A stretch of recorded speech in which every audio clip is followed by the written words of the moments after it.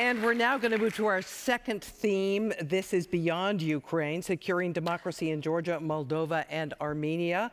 The first person to present in this cohort is Teona Tomashvili, Askgov.Ge from Georgia. Correct.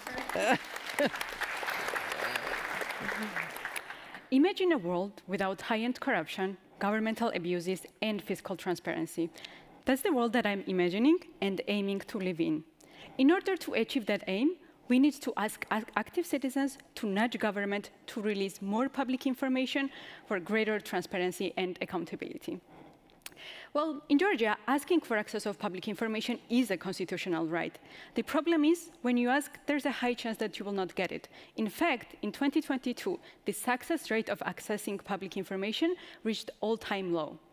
As a solution, my team and I created a citizen-centric freedom of information request platform called Askgov.Ge that helps users request information and add received data to the public database. So Askgov.Ge helps users in two directions. First, it saves their time to request information.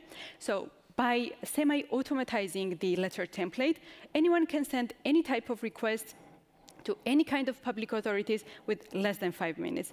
And second, it reduces the barriers of accessibility of information because each dataset received from the public authorities are automatically published online, meaning that there's this ever-growing public database.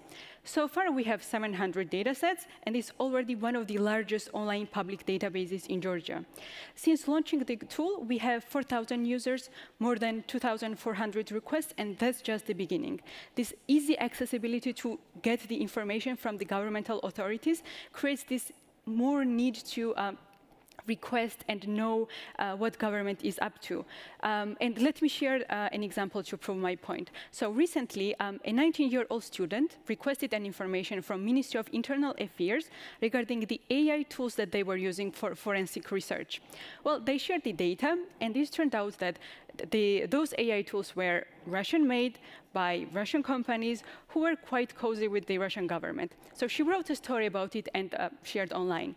That story got picked up by local media, TV broadcasters, the leaders of the opposition party. The story got so viral, even the Ministry of Internal Affairs had to make an official statement about it.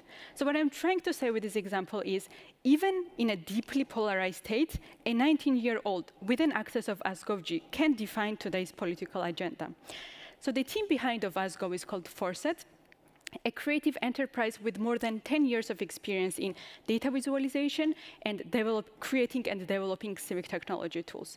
So far, we fundraised around 100,000 euros, and we're looking for more partners. So if you're keen on transparency in government, let's meet up, let's partner up, and let's open up government one request at a time. Thank you.